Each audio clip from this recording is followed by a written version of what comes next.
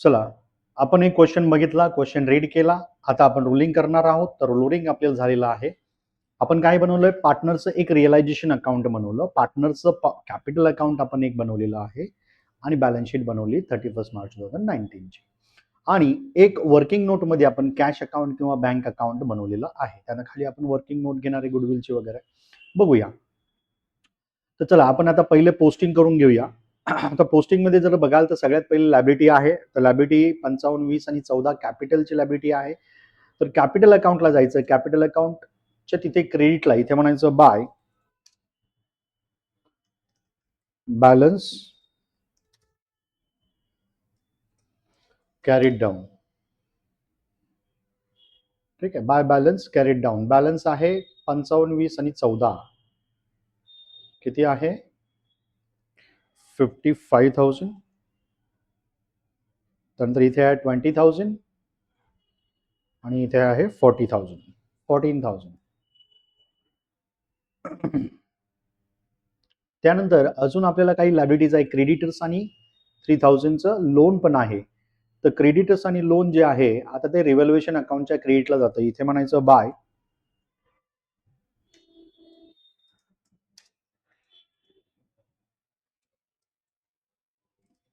Liability account. ठीक आहे, त्याच्यामध्ये पहिलं क्रेडिटर्स आहे. क्रेडिटर्स घेतलंय. नंतर काय आहे, आपलं लोन अकाउंट आहे. काय आहे? लोन. क्रेडिटर्स आहेत आपले 12,000चे. किती हजाराचे आहे? 12,000. आणि लायबिलिटी आहे इथे 3,000ची. अशी टोटल लायबिलिटी आपली किती आहे? टोटल 15,000 आउटरला आले. समजलं? त्यानंतर फर्निचर 2,000. सन्ड्री ॲसेट आहे 34,000ची. बघा, लायबिलिटी असेल तर क्रेडिटला घ्यायची. रिव्हॅल्युएशन अकाउंटच्या बॅलन्स जे काय आहे, बॅलन्स कॅपिटलचे ते कॅपिटलला ट्रान्सफर करून टाकायचे. लायबिलिटी सगळ्या क्रेडिटला जाणार, ॲसेट सगळ्या डेबिटला जाणार. तर डेबिट साईडला घ्यायचं फर्निचर, सन्ड्री ॲसेट्स. ठीक आहे, तर इकडे बघा, रिव्हॅल्युएशन अकाउंटच्या डेबिटला इथे म्हणायचं टू काय ॲसेट्स. मग एका खाली एक येणार खाली फर्निचर. बरोबर. त्यानंतर अजून पुढे काय आहे? ॲसेट्स.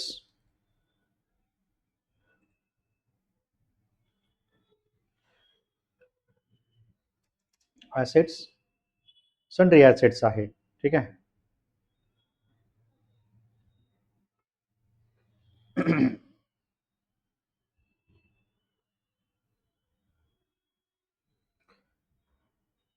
याची अमाऊंट बघा किती आहे? 2,000, 34,000. याची अमाऊंट आहे 2,000. इथे घ्यायची 34,000.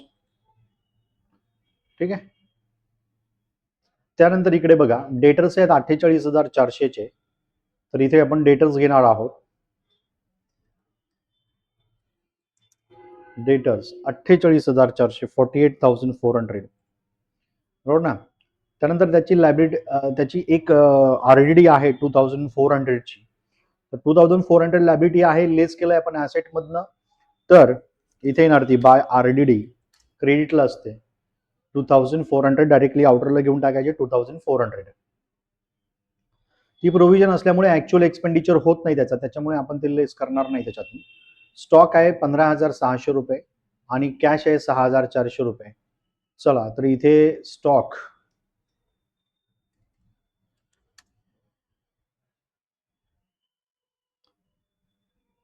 15,600 रुपये.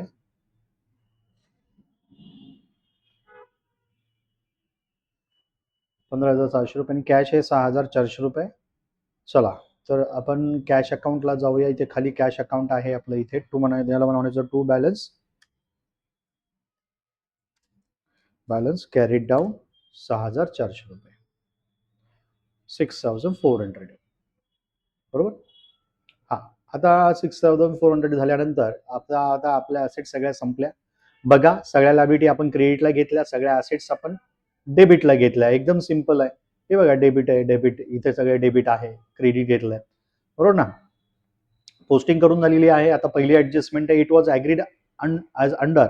महेश इज टू फर्निचर 1,600 रुपये. डेटर्स 40,000चे डेटर 34,000ला घेऊन गेला तो. तर या दोन ऍसेट आहे आणि खाली त्यांनी लॅबिलिटी सुद्धा पेड केली 12,000ची. तर ऍसेट आधी आपण जे नेली तर त्याच्याकडनं पैसे येणं आहे, म्हणजे कॅपिटल अकाउंटला आपण डेबिट करणार त्याच्या, आणि आपल्या ऍसेट्स रिअलायझेशन मधून गेल्या म्हणून रिअलायझेशन अकाउंटला आपण काय करणार, क्रेडिट करणार. 34 आणि 1 35,600 रुपये. ठीक आहे. तर रिअलायझेशन अकाउंटच्या क्रेडिटला इथे म्हणायचं बाय, कोण येतो, महेश कॅपिटल अकाउंट, आणि अमाऊंट टाकायची 35,600 रुपये. किती आहे, 35,600 रुपये. तर 35,600 मध्ये त्यांनी काय काय नेलं, हे फर्निचर जे आहे ते फुल नेलेलं आहे. त्याला आपण एक जे नेलंय आपण त्याला टिक मार्क करतो, तर आपण इथे एक वेगळा कलर देऊया. ऍसेट मधनं 40,000ची ऍसेट गेली आहे. आता 40,000ची गेली आहे तर 48,000 काहीतरी रुपयांची ऍसेट होती आपली, नाही सॉरी, डेटर्स गेले 48,400 मधनं 40,000चे, तर 8,400ची अजून बाकी आहे, बरोबर ना. 8,400ची अजून बाकी आहेत. त्यामुळे आपण काही टिक मार्क करणार नाही जोपर्यंत ते जात नाही तोपर्यंत. ठीक आहे. त्यानंतर दुसरा इफेक्ट जो आहे तो आपण दिलाय का, दुसरा इफेक्ट दिलाय का. ओके. इथे महेश कॅपिटल अकाउंट झालं. महेश कॅपिटल अकाउंटच्या डेबिटला इथे म्हणायचं टू रिअलायझेशन अकाउंट,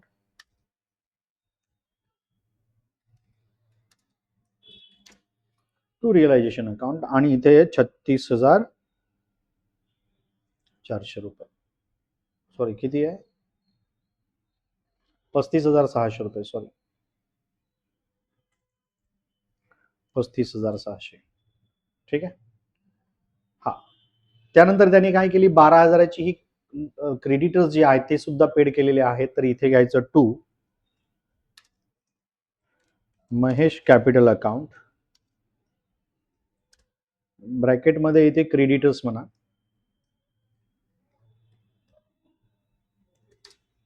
क्रेडिटर्स आहे. तर हे क्रेडिटर्सला आपण गेली म्हणून त्याला एक टिकमार्क करून ठेवायची.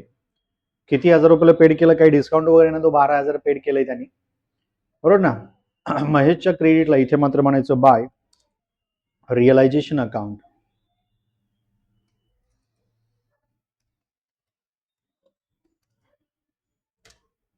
बाय रिअलायझेशन अकाउंट महेशच्या कॉलम मध्ये इथे येणार 12,000. ठीक आहे. त्यानंतर पुढे बघा, Suresh is to take over all stock, 14,000 रुपयाला स्टॉक घेऊन गेला, आणि furniture sorry sundry assets worth rupees 16,000. Asset नेली 16,000ची, ती 14,400ला, म्हणजे 14 14 28,400 रुपये झाले. तेवढ्याला ते ऍसेट घेऊन गेलेला आहे. कोण घेऊन गेला, कोण घेऊन गेला रे, सुरेश घेऊन गेलेला आहे. हा. तर घेऊन गेला तर त्याच्या अकाउंटच्या डेबिटला येणार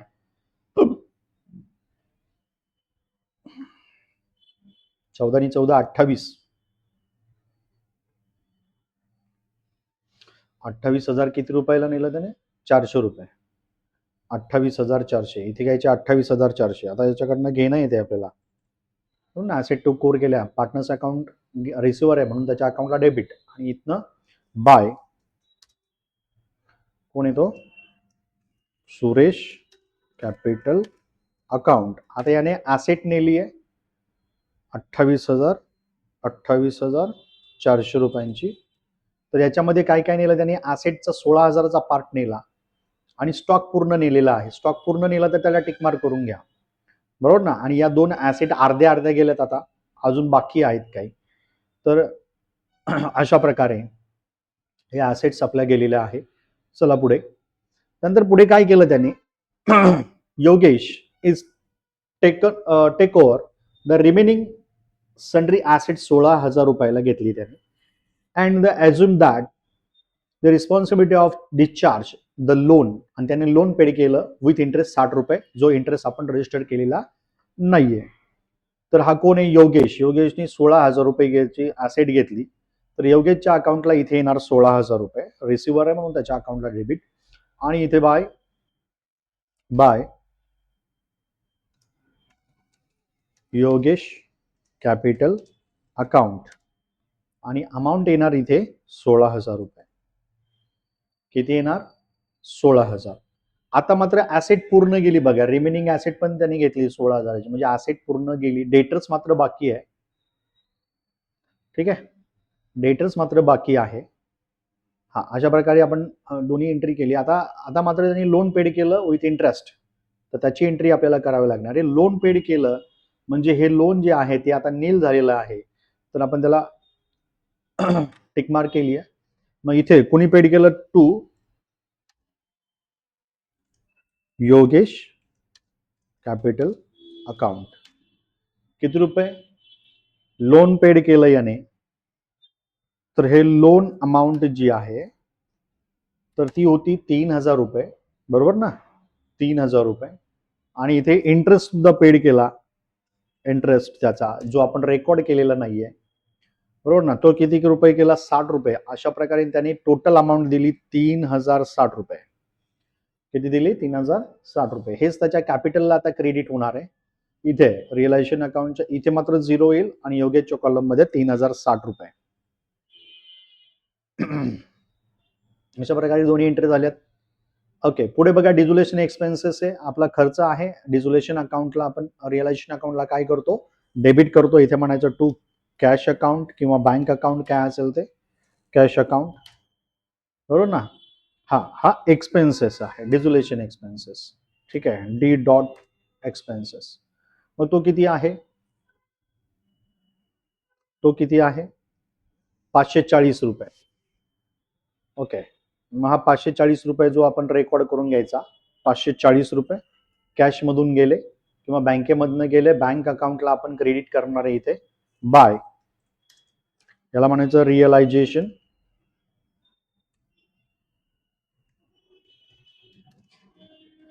रिअलायझेशन अकाउंट. ठीक आहे, इथे पहिले आहे dissolution expenses, dissolution expenses.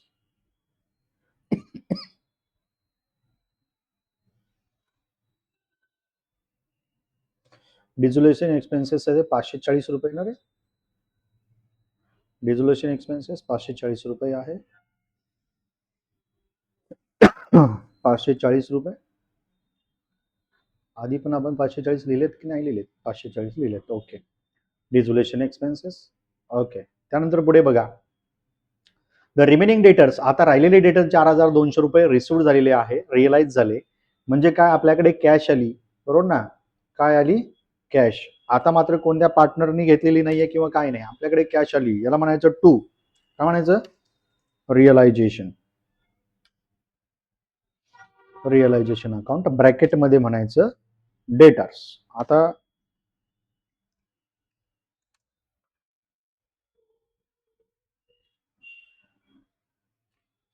Debtors आहेत. ठीक आहे, किती रुपये आले? 4,200 रुपये आले. किती आले? 4,200 रुपये. मग इथे घ्यायचे 4,200, बरोबर? 4,200 रुपये आहे. चला, तर याच्या कॅश अकाउंटला डेबिट झालं. आता रिअलायझेशन अकाउंटच्या क्रेडिटला यायचं इथे, आणि इथे म्हणायचं बाय बँक अकाउंट किंवा कॅश अकाउंट काय असेल ते, ब्रॅकेटमध्ये म्हणायचे डेटर्स. किती आले? 4,200 रुपये. आणि अशा प्रकारे आपण सगळे डेटर्स सुद्धा विकून टाकलेले आहे, रिअलायझेशन केलेले आहे. तर ही सुद्धा ऍसेट आपल्याकडनं गेली. 4 ऍसेट होता, 4ही आपल्याकडनं गेल्या. 2 लायबिलिटी होत्या, दोन्ही आपल्याकडनं गेल्या. आता याच्यामध्ये काय होतं की कधी कधी ऍसेट विकल्या जात नाही तर पार्टनरला वाटून द्यायची असते त्यांच्या प्रॉफिट शेअरिंग रेशो प्रमाणे. जर समजा एखादी लायबिलिटी पेड केली नसेल तर आपल्याला आपोआप ती पेड करावी लागते, म्हणजे आपल्या मनाने ती पेड करावी लागते. आपल्या मनाने म्हणण्यापेक्षा तसा तो रूल आहे की जर त्यांनी दिली नाही तर लायबिलिटी सुद्धा आपल्याला पेड करावी लागते. तर अशा प्रकारे आपण लायबिलिटी सुद्धा पेड करून टाकल्या. आरडीडी ही प्रोव्हिजन आहे, ती लायबिलिटी नाही आहे, ती ऍक्च्युअल पेड होत नाही, त्यामुळे आपण ती पेड करणार नाही. बाकीचं सगळं तर क्लिअर झालंय.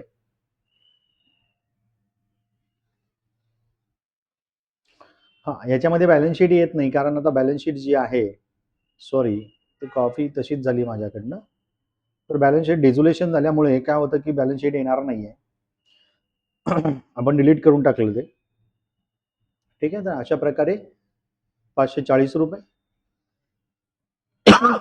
ओके, आता आपल्याला अकाउंट क्लोज करायचं आहे. याचा बॅलन्स आपल्याला आधी इकडे घ्यायला लागेल. इट्स सम टोटल करायची.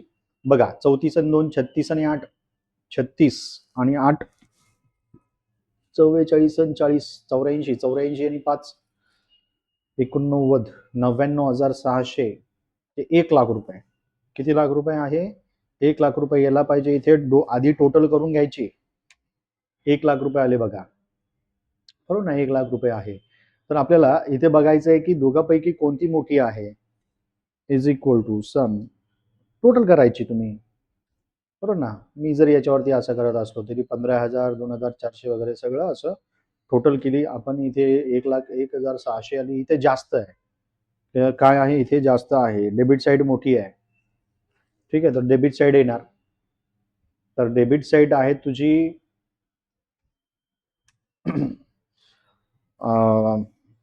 1,15,600 1,01,600.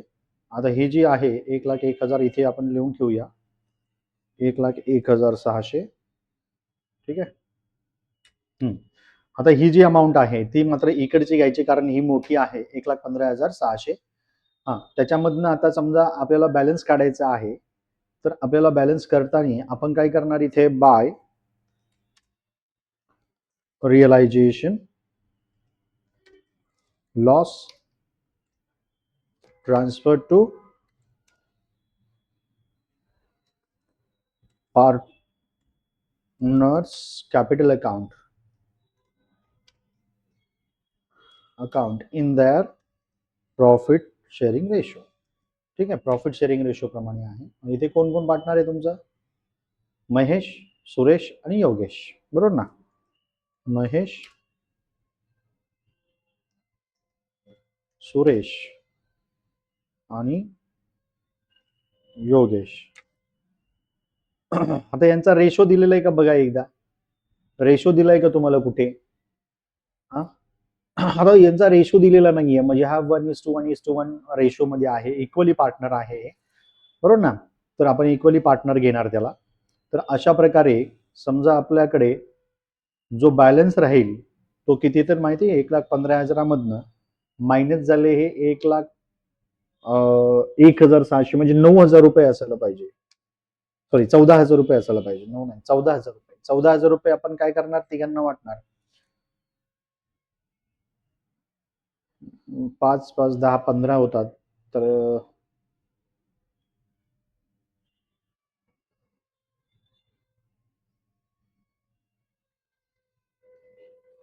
14,000 घ्यायचे, बरोबर ना? आणि त्याला डिवायडेड बाय 3 करून टाकायचे. किती येतात बघा?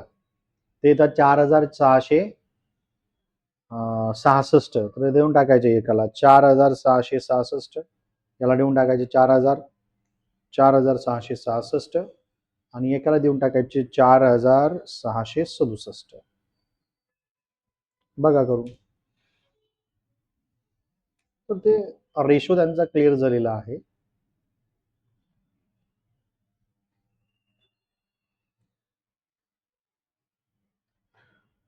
इथे प्लस करायचे, इथे प्लस करायचे आणि इथे ही सुद्धा प्लस करायची. तर 4 आणि 4 12 आणि अच्छा, 1 रुपयाचा फरक पडतोय. तर आपण काय करूया? याला 1 रुपया वाढवूया अजून. आता झाले 14,000. तर यांचा हा जो लॉस आहे तो आपण काय करायचा? पार्टनर्स अकाउंटच्या डेबिटला घेऊन यायचा. इथे टू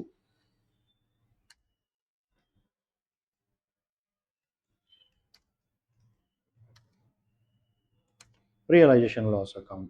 ठीक आहे, याला किती दिले होते आपण? 4,666.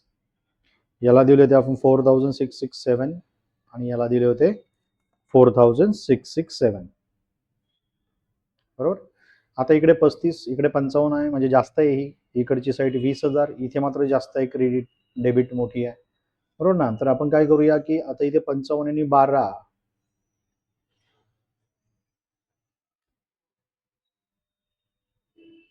67 67,000 याची ही मोठी आहे इकडे, म्हणून आपण इकडे घेतली. सम इज इक्वल टू 28 आणि 4 32 32 33,067 रुपये.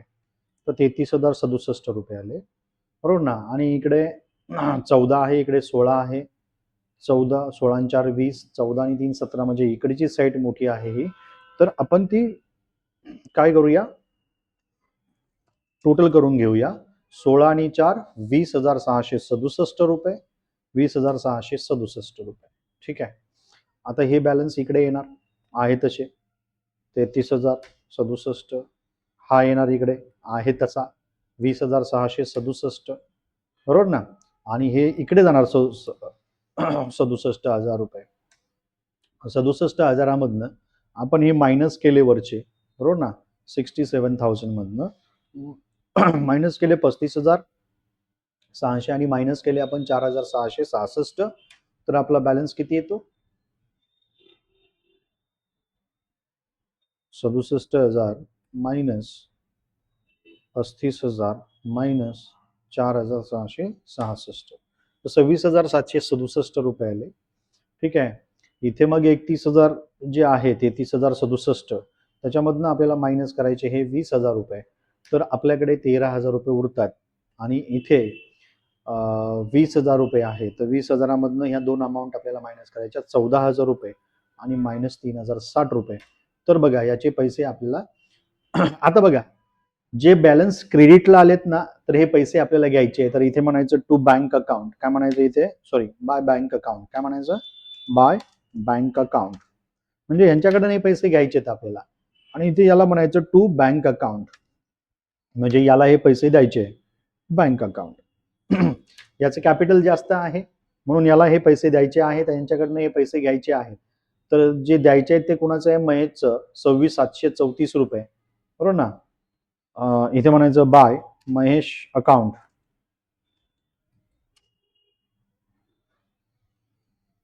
किती येते, 26,734 रुपये. 26,734 रुपये हे 540 आउटरला घ्या. 540 आपण आउटरला घेतले. त्यानंतर त्यांच्याकडनं पैसे येणं आहे बँक अकाउंट, बरोबर ना. तर इथे म्हणायचं टू कॅपिटल अकाउंट. कोण कोण आहे, सुरेश आणि दुसरा आहे तो योगेश. यांच्याकडनं आपल्याला पैसे घ्यायचे आहे. तर याच्याकडनं घ्यायचे आपल्याला हे 13,067 रुपये, बरोबर ना. आणि याच्याकडनं किती घ्यायचे आहे आपल्याला, याच्याकडनं घ्यायचे आपल्याला 3,007 रुपये.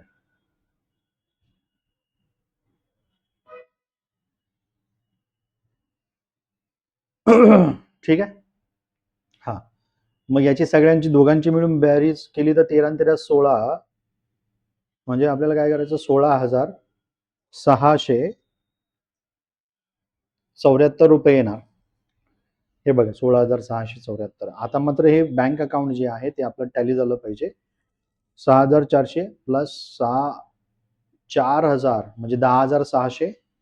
10,600 मध्ये आपण प्लस केले समजा 16, म्हणजे 26,600. 26 नंतर 27,274 रुपये. 27,274 रुपये.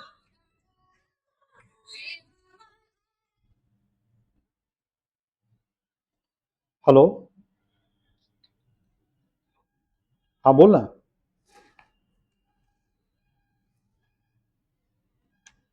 27,274 रुपये.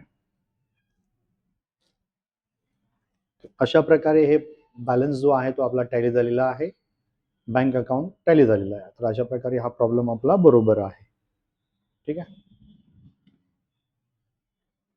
थँक्यू.